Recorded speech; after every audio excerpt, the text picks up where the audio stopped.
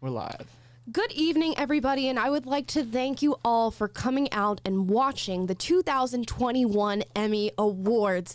Now, tonight, I get the distinct honor of giving out a very, very special award, and that is the award for Best Actress. Now, this year has been a very, very tough year, I'm sure, for everybody, no matter where you are watching in the world. But the good news is when you are quarantined and stuck at home, it is a great year for television. So we have some very amazing actresses to honor tonight. And I will, again, have the honor of giving out the Emmy Award for the Best Actress. Now, the award is going to Will-amina Witt. Come on up, young lady. Here you are. Oh.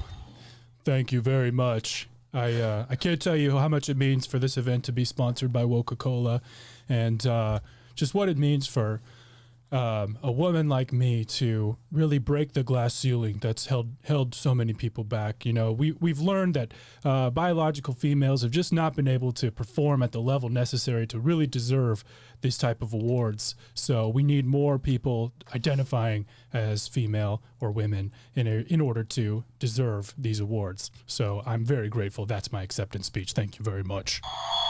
Wow, what an honor to have the first trans woman to ever win an Emmy Award in a female category. Ansi. Okay, ladies and gentlemen. So, that was a great performance from Taylor, by the way. Oh, thanks, Taylor, guys. how long have you been acting for? 30 seconds. So. Now, you might notice that Taylor is sitting in Will's spot, and that's because Will is off being a... Will is identifying as a female actress now, so he's out gallivanting. Yeah, Will is identifying as absent, and he is out traveling the United States, you know, doing what Will does, as he would say, somebody's got to do it.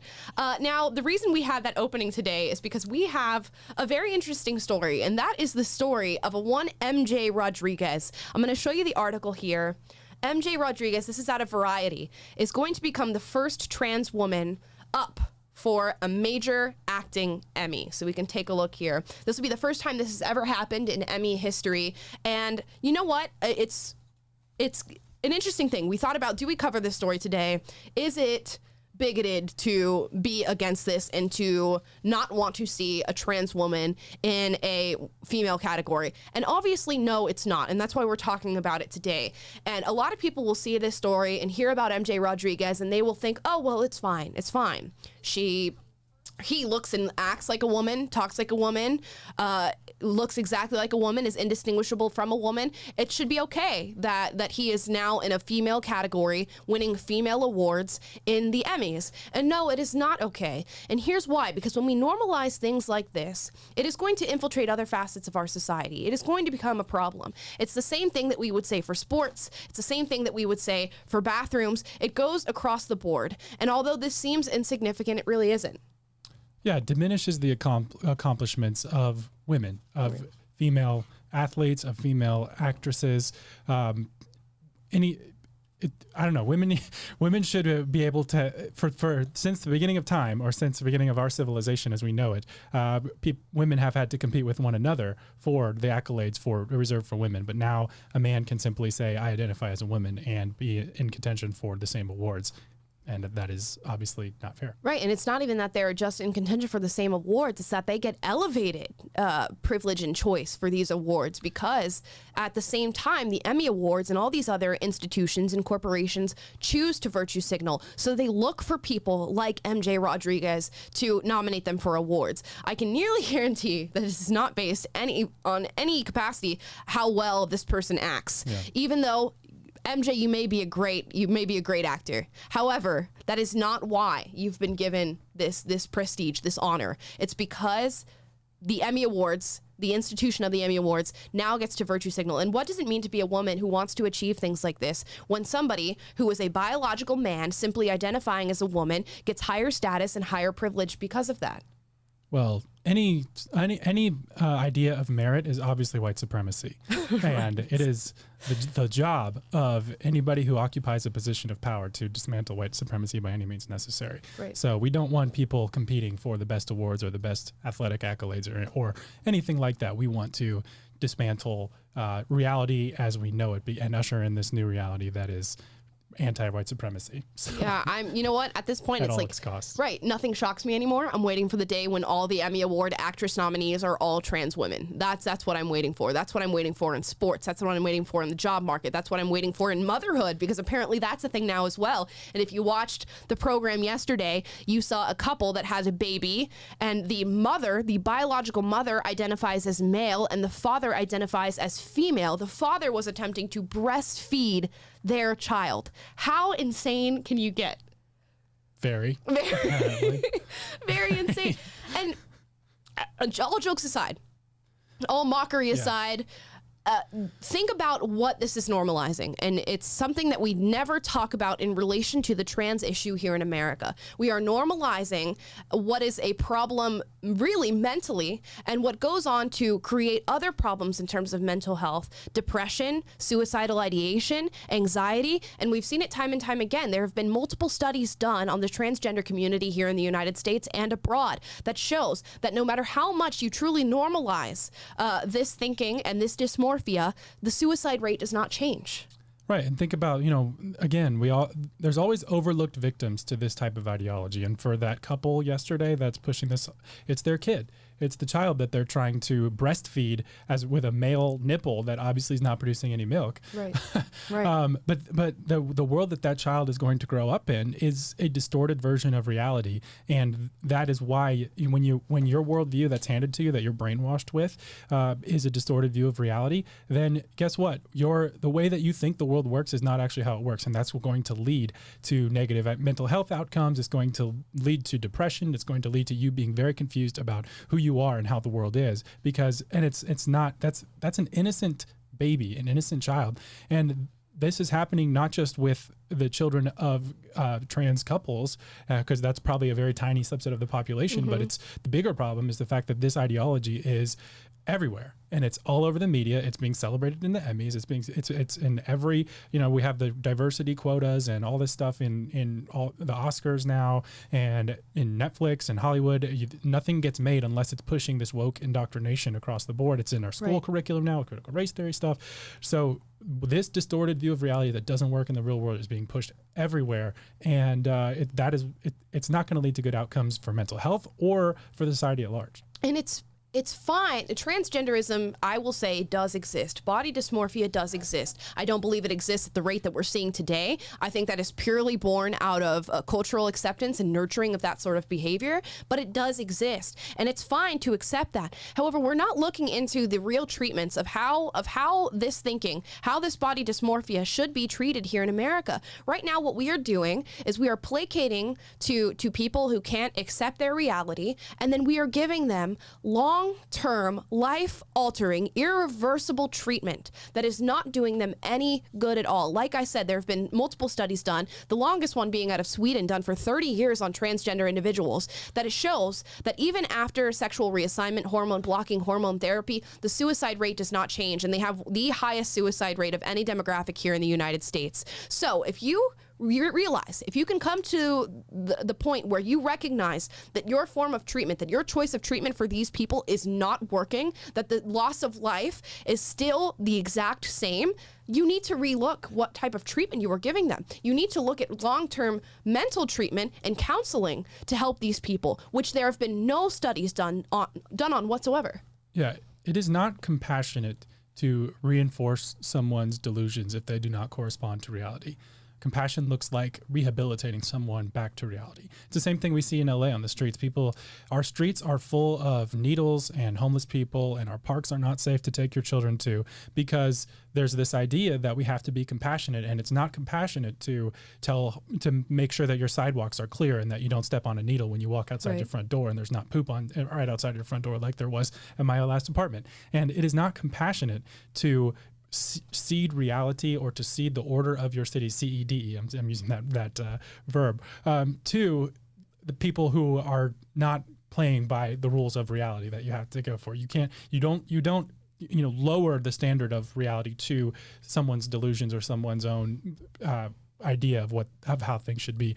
You rehabilitate them to get to the bare minimum. And right now we're just lowering the standard, and society is getting worse and worse. And while we're seeing trans actresses on TV and now being nominated for female Emmy Awards, we are not talking about the young kids who are experiencing this body or gender dysmorphia, whatever you want to call it. We're not talking about the people who detransition. You have organizations like GLAAD, a very famous LGBT rights organization, that says that we do not want to highlight the stories of detransitioning trans people because they hurt the movement. And that should tell you everything that you need to know about what is happening in regard to transgender people in this country. They do not want to tell you the truth because they know that they cannot influence you if they do so. Now, instead of celebrating people like MJ Rodriguez and putting them in female categories, we should be talking about the real issue behind this and the fact that it's a growing issue, and the fact that we are trying to influence our children to have gender confusion, which we are seeing now in all of our children's entertainment. We're seeing it now in their public schools.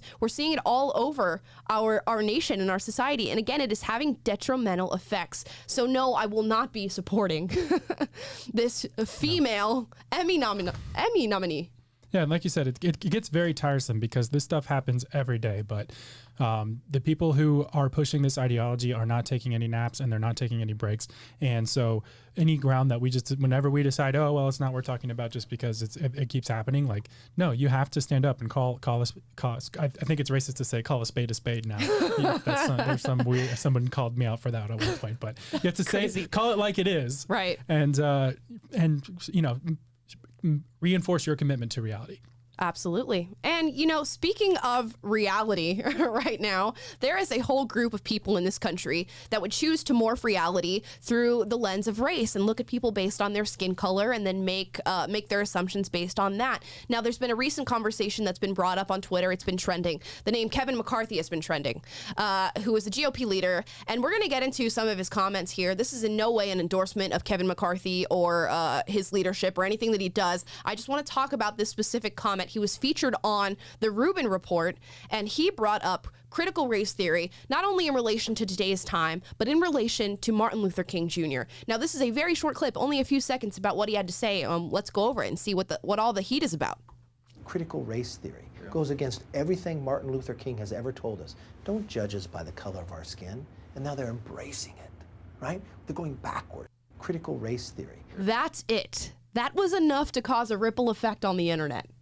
It is outrageous. How dare he suggest anything that critical race theory is not what everyone needs to believe. How dare you put words in the mouth of Martin Luther King Jr., except he didn't. His own words. He simply just shared his own words that we should be judging people based on the content of their character and not their skin color, which is the exact opposite rhetoric that CRT purports. Exactly. Can we look at some of the replies to that tweet, because they were pretty crazy? Like even MLK's own daughter, I think her name is Bernice. Internet's great today. Let's see. I'm going to pull up the responses here.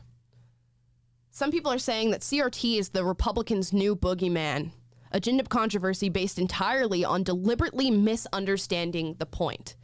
In what way have we misunderstood the point? Can you tell me? Because I've read a multitude of papers and essays on critical race theory, and I have in no way felt that I've misunderstood the point in any way, shape, or form. Critical race theory stands to say that white people, by virtue of being born, hold a certain amount of privilege that people like me don't have or other people of color don't have, and that we should take that into account when navigating our day-to-day lives, and we should take that into account when it comes to leadership and power in this country. Is that not what critical race theory says? It is, but they will say that it's just it's a way of teaching real history. Right. Except it's rewritten history. And here's what Bernice King, MLK's daughter, replied to this clip and said, I encourage you to study my father's teaching in words beyond the last lines of I Have a Dream. This nation has yet to firmly commit to the intensive, multifaceted work of eradicating racism against black people. You should help with that. Now, I would say that her dad made great strides in eradicating racism against black people. Yes. And no one is claiming that there are zero racists left in America and that we have completely eradicated. But by reinterpreting the whole race issue around critical race theory, we're literally making the opposite of we're undoing the progress that MLK made by making everything about race again and re-racializing tensions between people and teaching little black kids that they're victims and teaching white kids that they're oppressors and they should be guilty on the color of their skin. Yes, we've brought it back. We dug ourselves out of the 1960s. We dug ourselves out of the antebellum period, and now we're bringing it back. But we're doing it through a positive lens. We are doing restorative justice. We are helping people, black people who've been helped and hurt by the remnants of slavery. That is not what we're doing at all. We are segregating society in an effort to, one, dehumanize white people and to strip them of whatever said power they claim to have under the critical race theorist point of view. And at the same time, we are trying to elevate black people, but I don't get where the elevation thing comes from when I have the exact same rights as everybody else. Explain that to me. There's no systemic racism happening right now in America. Right. But that, that the state of reality is not the point. The point is that you get baptized into their religion and become an anti-capital W white activist, anti-whiteness activist, and try to eradicate America of white supremacy, which comes along with being things like math and being objective. And we have to get rid of all that and like merit, like we were talking about before, because all those are vestiges of the white supremacist white males who founded America, and we need to undo it. And you're not, that ideology is not progressive. And by insisting that everyone adopts it or else they're racist, we're not playing that game. And so again, this is another, we talk about gender stuff all the time. We talk about critical race theory all the time, but like, we're not going to give up this ground. We're, like I think Ben Shapiro said, any hill that you choose not to die on is the hill you're giving up to the other side. And we're not giving up this hill. This is an interesting comment, and a comment I hear all the time from the left, and I'm seeing it right now in the chat from somebody named Yummy. No one even pushes CRT. That's, I mean... What are we doing here? Hold on, I'm done for the day. No one pushes CRT?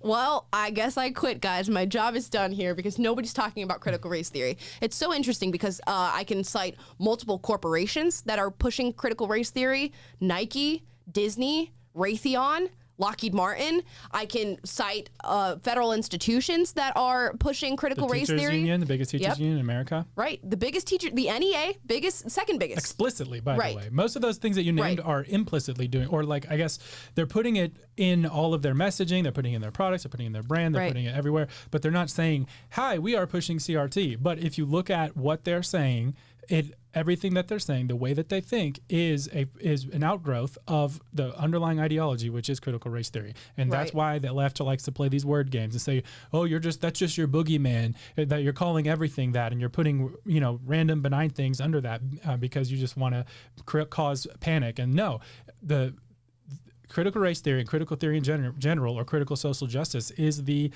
ideology that really is related to Marxism and postmodernism that is beneath the dominant way of thinking in our culture today that's pushed by the mainstream media and that occupies all the institutions. And so they don't like that we can call it a spade. They don't like that we can call it what it is, and that we can name the enemy, because if you can name it, then you can start to argue against it. And they don't want to argue it because they can't stand by, they don't have logic and reason and history and everything else on their side. So they instead play these word games and obfuscate and try to make things less clear, which is the classic postmodern tactic where you just, reinterpret reality and make all this confusion, and then you advance your agenda under the cloud of confusion. And we're not playing that game. Yeah, exactly. We are exposing where critical race theory lies and where it's being bred and where it's being facilitated. And it is, again, everywhere. The CIA, the Army, all of our federal institutions. You have our colleges and our public schools who are purporting CRT. You have Nicole Hannah-Jones of the 1619 Project being offered tenure at UNC, but then going over to Howard. It is happening everywhere, and we can give you mountains and piles of evidence, but if you want to use the same talking point that no one even pushes CRT, I mean, it just doesn't work. Will Witt in the chat said Travis isn't playing games, and that's right. I don't know if that's the real Will Witt, but I think it is the real Will Witt. Text us if it's you, Will. Yeah, I think it is the real Will Witt. There's so many imposters these days, Now, somebody did a super chat here. Make 1984 fiction again, said hard not to be black-pilled when MLK's own daughter opposes his ideas. Yeah, it's a sad reality when you see people who are descendant of actual, real, what we would call today social justice warriors, actually making change. And then you see their daughters and their descendants just completely dump on everything that they've ever said. It's so sad. It's sad. I don't know what black pilled means, but I'm going along with it. It's like red pilled is like, oh, I know what's going on, I'm based. Black pilled is like, I know what's going on, I'm based. It's kind of like what we were talking about earlier, which maybe we're not going to get into that. But okay. Will did text us and say it's not him, which actually just confuses me more because it is clearly Will. he heard what we said. Anyways. Now, speaking of CRT, we got the chance to highlight one of our beautiful PragerFORCE members. Her name is Noelle Fitchett, and she is a student at Cal State Fullerton. We did an interview with her because she was forced to study CRT. We're going to get into that right now and show you that. So here we go. So on today's program, we have Noelle Fitchett, who is a PragerFORCE member and also a student at Cal State Fullerton who is studying biochem and philosophy, but she has had a recent run-in with critical race theory. Noelle, could you tell us a little bit about that? Yeah, so a lot of my school is actually really radical when it comes to critical race theory. We have trainings for it. So if you're the president of a club, you have to go through what they call equity and racial justice courses before you're allowed to run your club, even if it's not even related to anything political or social. My classes make us read critical race theory, white privilege, intersectionality. And the thing that I find the most troubling is they teach it as fact. So a lot of students have to just accept it without question. So there's no room for nuance or really any kind of discussion. I thought they didn't teach critical race theories in school. I thought that was a conservative dog whistle that we used to fearmonger and scare people. Oh my gosh, it's so prevalent. We have to write papers on it. We had to analyze Kimberly Crenshaw, Peggy McIntosh, a lot of the pioneers for it. So it's super prevalent. You came from a place where, at least according to Sabrina, who is our lovely director of PragerFORCE, a place that was not so conservative. Amala and I also came from places that we weren't conservatives, we were on the left and then became conservatives. Was a lot of this push for CRT, critical race theory, is a lot of that stuff what pushed you to be more of a conservative and more outspoken? Yeah, because I think at the time when I was more socially left, advocating for a lot of social justice things that I thought were good, I was taught in class, like they would talk about, for example, it came from an empathetic place. They would talk about disparities and discrimination, but they would always tie it to race. And I remember I got into a debate about white privilege and I was the pro white privilege side and I lost the debate. And that set me down kind of a rabbit hole of realizing that discrimination disparities there's a lot of other factors that contribute to that. It's not just race. Race is not the only thing that's causing these things.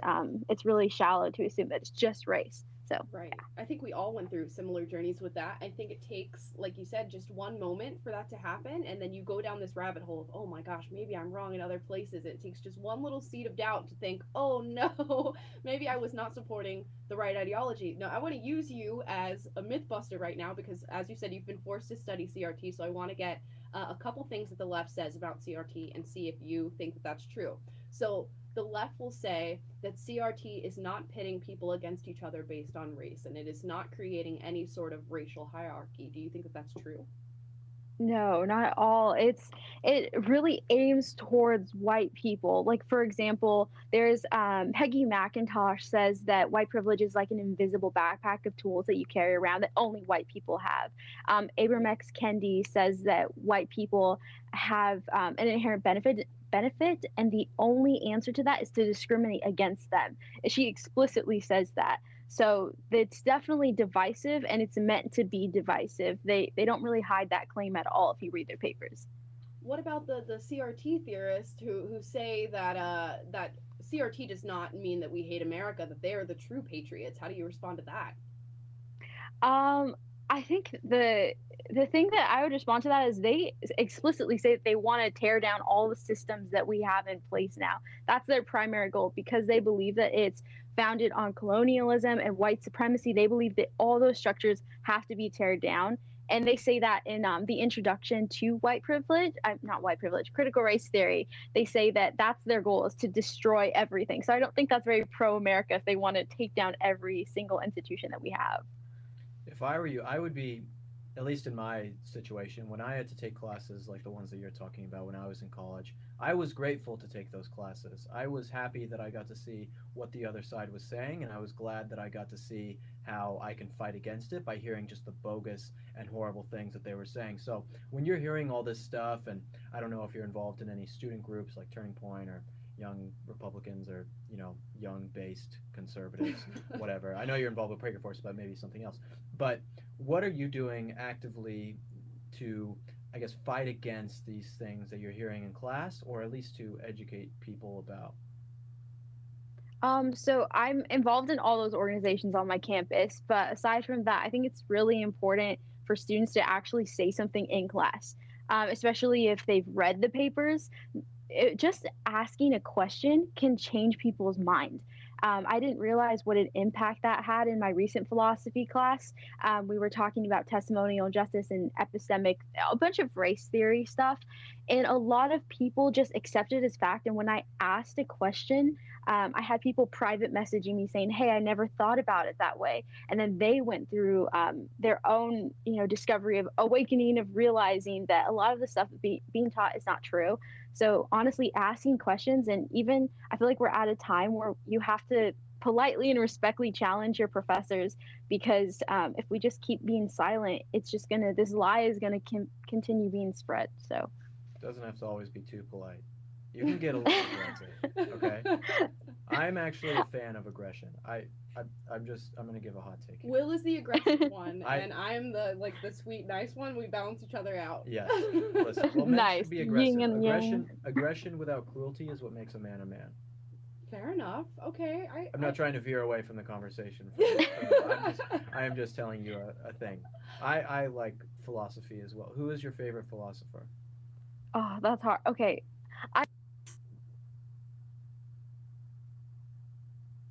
Sorry, Noelle. Noelle, Oh, you broke up for sorry. a second, so just repeat that answer. What you were saying. Oh, my bad. Sorry. I really enjoy reading a lot of the critical race theorists, philosophers, because I like understanding where they're coming from, because then I can form a more cohesive argument. So I like reading Kimberly Crenshaw. I like reading Peggy McIntosh, because then I can form a really interesting argument by understanding them. So yeah, I like reading them. That's interesting, because that's not a view that the left tends to hold. They don't want to hear dissenting opinions. They don't want to hear people who are dissident to what they believe. And we as conservatives are always the ones to come to the table and say, yeah, tell me what you think, and then I'll give you my response. So I applaud you for that. I think my last question is, are you hopeful for the state of colleges and our public institutions? Do you think it's going to get better from here, or that we're going to keep sort of force feeding this ideology to students? I think honestly, the only way that it'll get better is if students speak up and if they become professors. I know that there's like a big push for college isn't really necessary, which you can totally go and do a job and do something else, be an entrepreneur. That's great. But I think that more conservatives need to be college professors. We have to be writing our own philosophy papers to combat this in order to see real change. I agree with you. I am a big fan of university education, like a liberal education where you get to learn philosophy and history and art and the things that make the world a beautiful place. I think those things should be taught, and that is what makes us human, is being able to comprehend the beauty in the world. And it should be taught at a university, right? I am a big fan of that. So I am with you on the reformation of, or the reforming of universities, and conservatives actually standing up within them. Last thing about PragerFORCE, just what has PragerFORCE been like for you, and what would you tell other people who are there watching who want to join? PragerFORCE has been amazing. It's been a family. I've met so many amazing people. I personally didn't have any conservative friends up until less than a year ago, and PragerFORCE really provided a lot of community for me. The PragerFORCE influencer program helped me develop my voice and just learn how to articulate my thoughts. I met so many friends, and so definitely highly recommend everyone to join it. Even if you're not going to make content, if you just want to make friends and learn different perspectives, PragerFORCE and PragerU is very they're actually diverse. Really, they're the real tolerant ones. And just very open to different perspectives. So highly recommend it. Everyone should join PragerFORCE. Yeah, so everybody who's listening right now and is interested in PragerFORCE, go to PragerFORCE.com and please sign up. The last thing I want to say is, Noelle, you are this beautiful, well-read, young, conservative woman, but you're not just that. You also make content online, so where can people find the content that you make? People could find me at Noelle Fitch on Instagram and Noelle Fitch on every platform, Twitter, Instagram. So Keep it consistent. That's what we like to do. Do the same thing, all right? Make it so people can follow you. Yeah. But Thank you. one thing I will say it. Oh, go for it. One thing for consistency, make your profile pictures the same across your different social media, which I don't do, but I should do.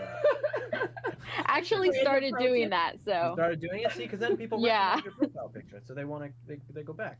Wow. It's a pro tip from Will. So this if is why you guys listening. watch this show. Okay, I'm not here today. We filmed this on Monday, and it's Tuesday because I'm not here. Right. So I'm giving you guys pro tips even when I'm not here. You're welcome. Yeah, Thank you you know, guys. Will's always keeping you guys in mind, even when he's not in the office. Always. Thank you so much, Noelle, for being on the program. I know you're going to be very, very well received, and I love that you have an interesting perspective in that you not only took the challenge of learning CRT, but you actually stand up and speak out against it. So that's amazing. Thank you so much. thank you guys. Okay, so that was Noelle Fitchett. She's amazing, and again, she's part of PragerFORCE. If you want to meet other like-minded people and you're in high school, college, or a young professional under the age of 35, go to PragerFORCE.com and sign up to join PragerFORCE. You can become an influencer for our team and have featured content that goes up on our PragerU pages like Instagram and Twitter, or you can just simply meet people who share your values, which is a very, very valuable thing to have in this day and age. It is. I'm so glad I'm not a college student these days. Oh, right. I graduated undergrad in 2013, which betrays my age a little bit.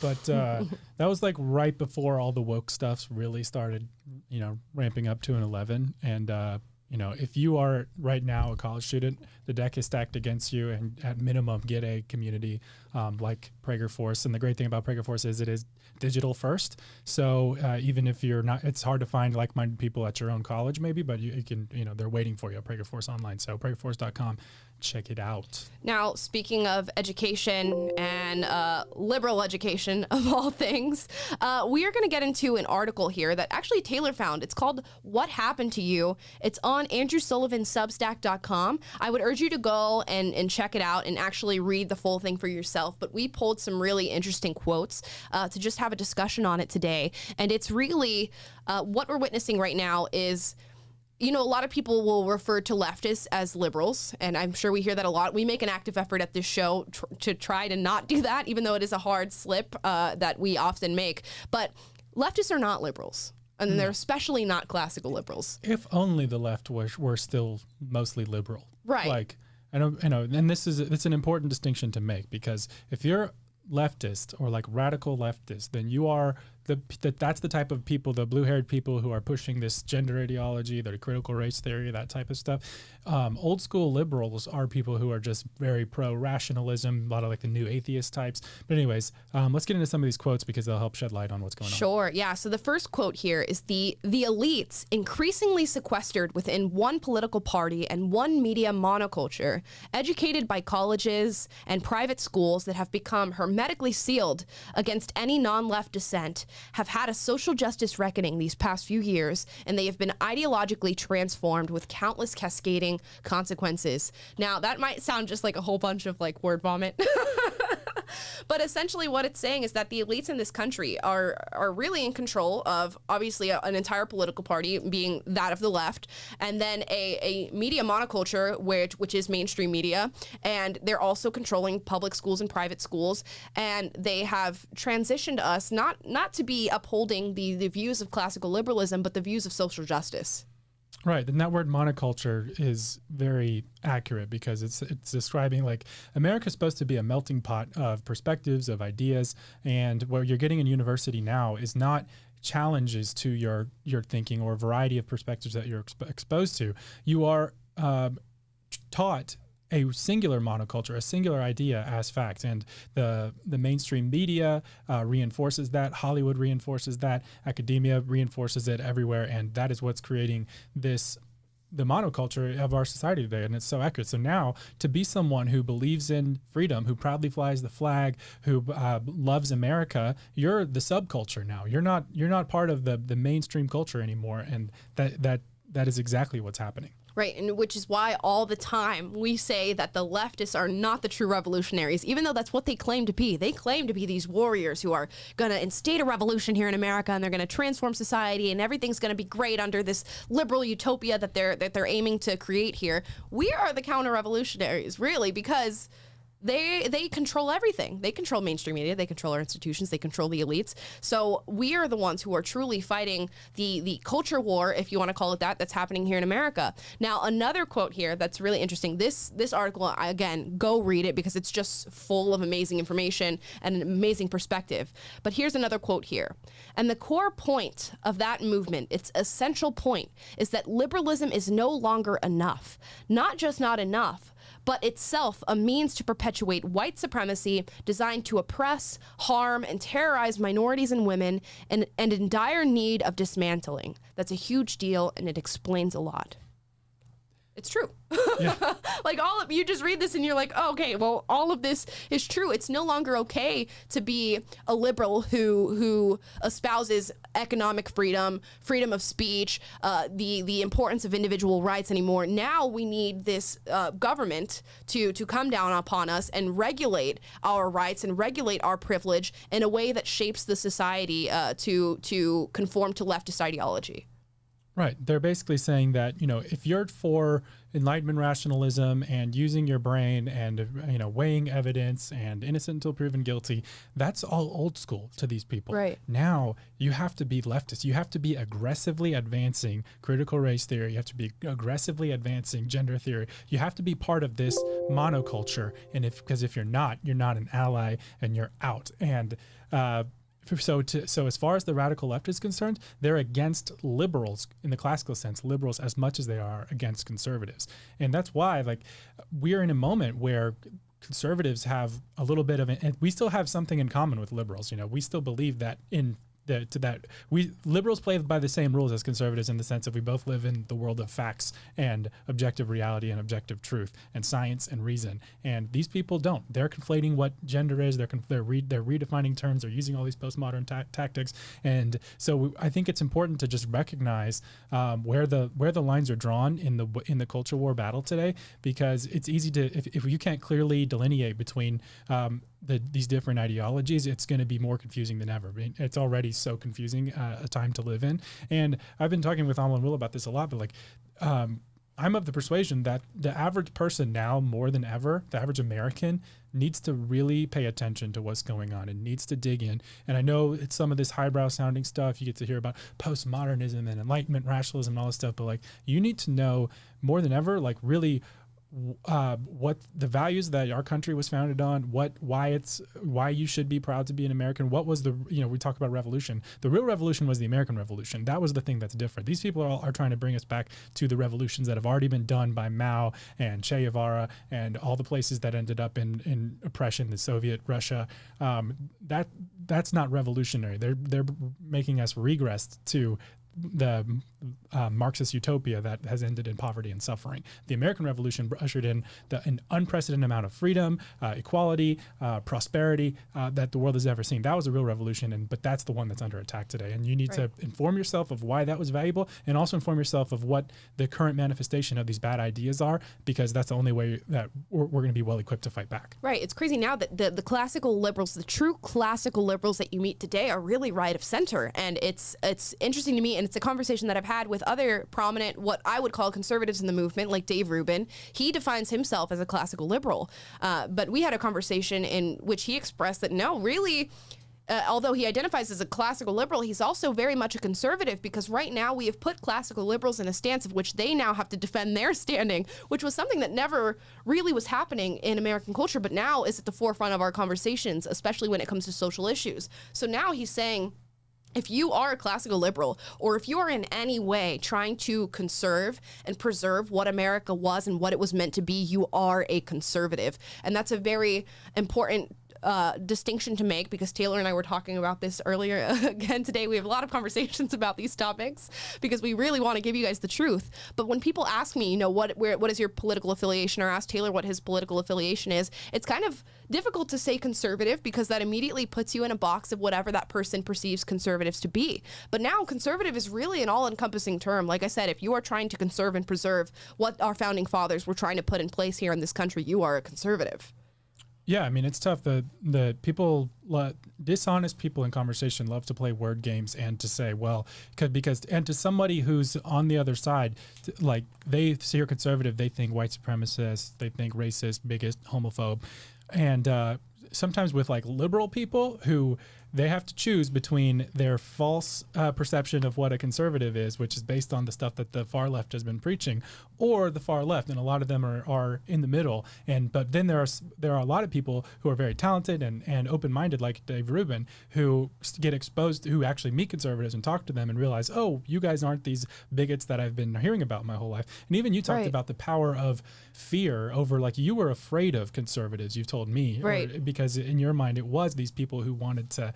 They were racist. They wanted to come get you. They wanted to take away your rights. They wanted, I don't know, to segregate you or whatever it was that you believe. And I think it's so important to like be conscious of that perception out there, because if we actually want to change minds, the better you understand how someone else thinks, the better chance you have at changing their mind. Agreed. Yeah. I was scared of conservatives, definitely, from a very young age, because I was taught that they were out to get me, that they didn't want me to be successful, that they were putting all these barriers in place and systems in place to hold me back. And then when you finally get introduced to the ideology itself, you realize, and to the people themselves, you realize they're not these scary monsters that are out to get you whatsoever. They just want you to be successful, and they want you to know about your individual rights and uphold those. One last quote from this article here.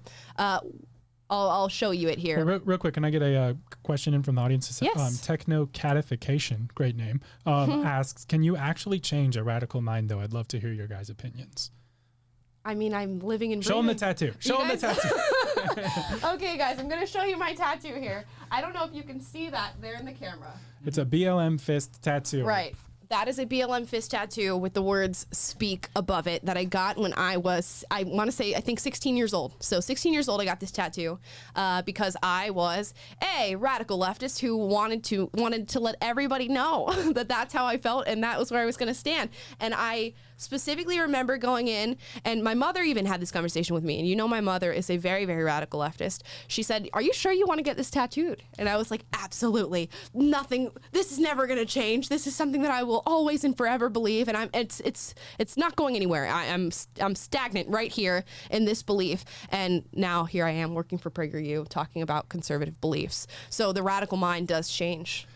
Now, yeah, I mean, now the comments, they'll claim that PragerU paid her to get that tattoo, right? And that's how committed we are to having a token black person yes. on here to espouse our days. But no, someone asked in the comments there, I think it's a good point. Do you think it's possible to change someone's mind by talking to them? Because your experience was it was very much a journey, right? Right. It was not a light bulb moment. I worked for the left, and that put a bad taste in my mouth, but I was still aware of the battle that I was fighting and the social justice issues that I wanted to stand behind. It wasn't until I was rejected by leftists that I was working with in asking questions that I had to go out and find other people to answer them. And that's when I found the nice conservatives. Yeah, and I think what was really helpful for you was looking online and finding a lot of people having intelligent conversations and looking at facts and stuff like that. So I think there's something to be said for just speaking the truth. But I think there's also something to be said for if you really want to change someone's mind. Like, I'm sure it wouldn't have helped you to encounter like a hostile conservative who was like trying to beat you over the head with, this is the right way to think and you better think. I don't know why I'm doing Southern accent. Kind of from the South, so it's okay.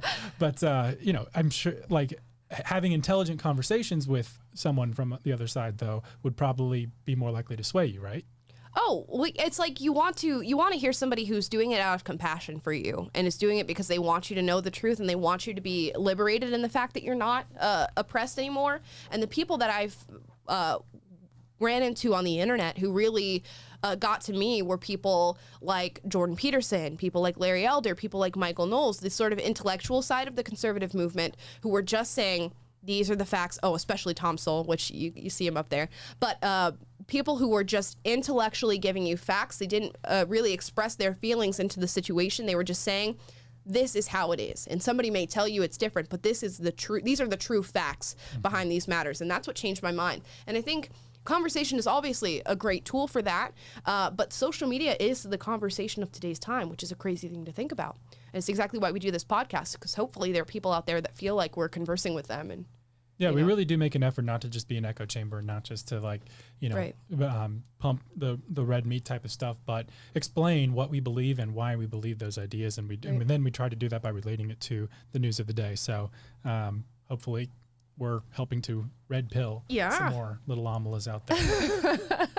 And as we do that, we have a fun little tweet that was put out today by Matt Walsh. You know him, you love him. He's from the Daily Wire. He tweeted today, and I'll show you guys here. Please give me an example of a person, just one person, anywhere in America who really wants to vote and yet would be prevented from doing so by any of the voter ID laws currently being enacted or proposed. I just need one person. Can you give me one? And guess what? No, they can't give you one. Now we're going to go through some of these replies. And in the meantime, I want you guys to fathom. You think, you drum up in your imaginations and do so in the chat. Give me an example of one person who, if they truly wanted to vote, would not be able to do so. And we will pick the best one from the chat. We'll read out some of your responses if you guys can think of anything. I, however, can't, but I will try. So let's look here. There were two replies that I really liked to this. One was, there was an imaginary, here we go, an 86-year-old disabled man who last drove 20 years ago, doesn't travel and cannot find his birth certificate. So that's a very specific imaginary person. Yes. But again, that's an imaginary person. Now let's say that there's someone who does fit this description. Right. 3.5 years in between election cycles is a pretty long time to find another human being that you know that cares about you enough to drive you to a place where you can get your new birth certificate made or whatever it has to be. Like, you literally have years to accomplish that. And as unfortunate as that is, hopefully that this person has people who love him in his family and in his life that can assist him in this thing, because there's no legal barriers in between this person, this imaginary person, and them getting a very real ID. Right. And you'll recognize that none of these responses have anything to do with race. Yet the whole time we were talking about this whole voter suppression campaign coming out of Georgia and all this stuff, it was all in relation to black people and people of color. How could you possibly do this? There are black people who can't do this. None of these replies to this Twitter thread have anything to do with being black or a person of color, so let's go ahead and knock that fallacy out of the water. Here's one. An old professor's wife is wheelchair bound, and the rural DMV has those old ID machines. There's no way to adjust it so that she can have her picture taken without standing up. What type of excuse? It's like, how hard was it for you to create the maze of this situation in order to give this as an excuse that there's in no way, shape, or form a way that the DMV could get a picture of this woman's face to make her an ID? I don't like it. I don't like it. I don't like it. And if your entire argument is staked on these imaginary situations that require 7 modifiers and clauses in your sentence to try to say, well, this and this and this and this and this and this, and like there's not an actual person standing there. And it's like, even if there were, there is such a thing as very fringe extreme cases, but we can't make laws in society that are around. It's the same thing with like the abortion argument. They take the very fringiest extreme cases, and their entire case against abortion hinges on cases of rape and incest, but then they use that to justify a much broader position. I feel like that's exactly what they're doing here. Right. And it just doesn't work, and you can't sacrifice the integrity of an election to help a 99-year-old disabled woman who is too short to get their picture taken for her ID, get around the voter ID laws in a state. It makes absolutely no sense. We can move a camera. They are mobile. Right. Everyone's got one on their phone. We do have technology. That cannot be the thing that causes our democracy to fall. Right. Is that we can't move a camera down 4 feet or whatever. So it goes to show that people on the left will find any and all excuses to defend a position of which they previously held, of which, you guys love when I say of which, defend a position that they previously held, instead of just saying, you know what, you make a valid point. I think most people in this country, if not all people in this country who are legal citizens, can get a voter ID and can get to a poll and can place their vote or can mail in their ballot or can do an absentee ballot. Instead of admitting that and just saying, you know what, okay, maybe I was wrong, we move on, we go forward with the voter ID laws, they have to put themselves and just tangle themselves up in this game of Twister where they try to come up with a valid excuse for their ideology. Yeah, it's like this existential need to help people who are suffering, but that turns into imagining suffering and imagining oppression that does not exist, so that you can virtue signal, and because they have this need to get virtue signal points. And that's, as best as I can tell and describe it from afar, it seems like that is what is sort of the driving. And I'm sure that's not like a conscious thought process in your mind, but it's like, there's some imaginary way that someone's being oppressed by this, and I have to figure out a way that I can be the savior in that situation. It's like, guys, like, you know, people can take responsibility for themselves, and we don't need you to be the white savior. Right, like, somebody is being harmed, I promise somebody's being harmed by this, and if I'm not the one to fix it, then nobody's gonna do it. But that's how it goes. But you know, people were always telling you how oppressed you are, even your own mother. You've said that. Right. And agreed. It's like, why do you need there to be all of this oppression when you, like, let me think for myself and have agency? And like, I don't understand, you know, I mean, I think I have a theory on why people are incentivized to create oppression. So it's like they can find meaning in being the alleviator of that oppression. But it's a backwards way of viewing the world, and that ends up disempowering people. Do you think that people in, like, the young leftists of today, like the 20-somethings, are going to be, you know, 70 years old and saying, like, you know, when I was a youngin', I had to fight against the voter ID? Are they going to be like, this is our oppression, this is our time, this is our doomsday, this is our World War II? I mean, are conservatives going to do that? Are leftists going to do that? Because, you know, I think people are searching for some sort of oppression. Do people think that this is actual oppression? I was distracted by a comment that said, wait, I lost it, but it was like, checkmate, how does a dead liberal get a voter ID or something like that? What the heck? We have a funny audience. I will give you guys that. But yeah, do you think that leftists in today's time are going to look back in 50 years and truly believe that they were fighting an oppressive battle? I think they will if they win the culture war, you know. But if their ideology is exposed for what it is, then hopefully they'll look back and say, "Wow, how dumb are we to believe all this crazy stuff? Good thing we got back down to reality." But no, I don't think anyone will willingly go there. I wonder if we're going to still be fighting this battle in 50 years. Are we the Dennis Pragers of the 2070s? I would be honored to carry on the torch of Dennis Prager. So would I. That would be amazing. Look, we're whatever side truth and you know, truth and reality is on, I'm going down on that side. So, you know, and like in this article, the Andrew Sullivan, they have the graph that shows like how far left the Democratic Party has gone in the last few years. And then the right relatively has not moved nearly as far. And I mean, that's like objective Pew Research type studies. And so, I mean, you, by staying true to your convictions, and Dennis Prager himself says this, like, you know, everything I believed as a liberal Jew, New Yorker, and like whenever, I don't want to guess on what decade that was, 60s, 70s, I don't know. But he's like, I still pretty much believe all the same things, but now all those things are called conservative. Yeah, so we've talked about that on the stream quite a bit too, is that conservatives and their stances have not really changed in what we value and what we hold to be true, what we hold to be freedom, what we hold to be liberty here in this nation. But the woke left specifically has gone so far left in their extremism that our little middle stagnant point moves right. And when really we're not right, we're not alt-right, we're not super conservative, we're not ultra right-wing. We are simply people who care about the truth, the objective truth, and making sure that that stays alive. And they can move their little needle as far left as they want to move, but we stay right there in the middle. No, you don't get to call me a radical extremist because you've been radically moving further and further, you know, to an extreme. You're the extremist. We're just holding the line and staying committed to our values and our principles and the stuff that this country was founded on. So if you want to, you know, that's the side that we're going to die on, and we're not budging, you know. But if you want to, however you want to call that, whatever side that is, we want to be on the side of truth and the values that our country was founded on.